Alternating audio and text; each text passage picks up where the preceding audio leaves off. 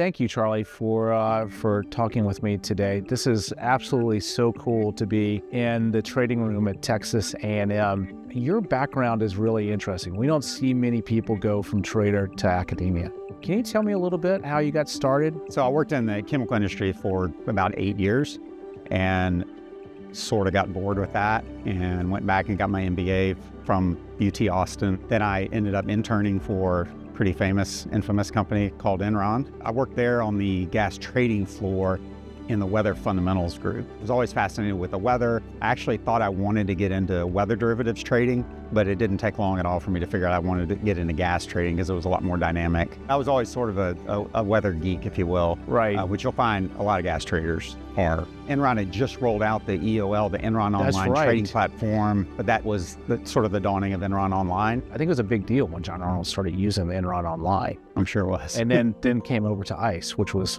obviously good for ICE as well. Definitely. And then where did your career take you next? I got an email that said there's an opening for a third rotation associate on the Texas trading desk. I literally stopped what I was doing. I went and printed out my resume, grabbed it off the printer and slammed it on Tom Martin's desk. You went to the big leagues with Trading Texas, which has got to be super tough. It was really tough because I had no clue what I was doing. I was confident enough to take my resume, put it on the desk and said, I'm the guy you need to hire. So Enron goes under, and did you stay to the end? I mean, I basically stayed till the end. They spun off some percentage of the trade floor, I don't know, half to 2/3 maybe, to UBS Warbright Energy at the time. I worked for UBS for about a year. Then from there, I went to work for Total. It had to have been around 02, 03-ish. Not a lot of jobs in the energy business, like at all. And they had, the opening was for a quantitative analyst. And because I'd worked in a research group that was on my resume, and I knew how to build some models. The traders were sitting right behind me. I just went over there and said, hey, can I help y'all out? I think I might be able to help y'all. I have some background in this. And I started helping out with trading. I started helping out in producer services, help grow a business there. At what point did you get comfortable with I know natural gas now. I know the way it flows. I don't know if I'm still comfortable with it. I'm sure you're really good.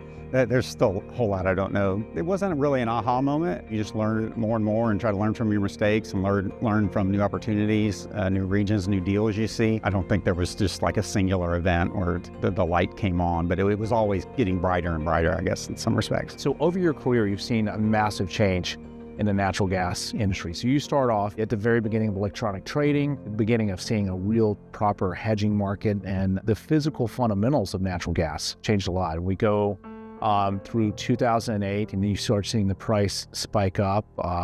Definitely a lack of supply and a lot of demand as we switched over generation from coal to natural gas. Was that tough to learn how to be a trader during that time?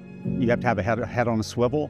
In a lot of ways, you're sort of like a fireman in a fire station, and some days are slow, and then next thing you know, the alarm bell goes off. Normally, it's like a singular event. It could be the weather, maintenance events that are unplanned, explosions, things like that, and you're kind of sitting fat and happy for a week or a month, and next thing you know, it's complete chaos. As a trader, I mean, there's some days where the stress has got to be absolutely unbelievable. How many days were there this is it, I'm going home, I'd rather do anything than... It's very, very tough. Right. I mean, that's basically why I retired. I didn't think that the marginal gain from being there, from being employed, was worth the marginal cost. And to me, the marginal cost was stress. Right. You only learn when you lose. Right. So a lot of traders, we've had success, but I think anybody that's had success would readily admit that they didn't really learn anything from their success. They really learn kind of when you get your butt kicked. The first time I really got my butt kicked was the Fukushima nuclear plant incident. It was like a life-changing event for my trading career because I lost over a third of my kind of mark-to-market net worth at the time. I didn't cover in time. I was very stubborn. In the aftermath of that, I was shell-shocked. And I've seen this in myself. I've seen it in other traders. I call it the 1,000-yard stare. When you get rocked, it's very humbling and it's hard to overcome. That's a huge life lesson. Now you're teaching trading, and so these kids are going to get hit in the face at some point. Yes. How do you explain that to them? How do you try to prepare them? Ask any of my students. I talk about stress as much as I talk about trading. Okay. I talk about life choices. You're smart and you're on your way to success, but your future success is going to be determined by making good decisions. Right. You're not preordained to be successful just because you're quote unquote smart, or you're in the TRIP program. Can you tell almost right off the bat, hey, this person's going to be a good trader and this person's not going to be a good trader?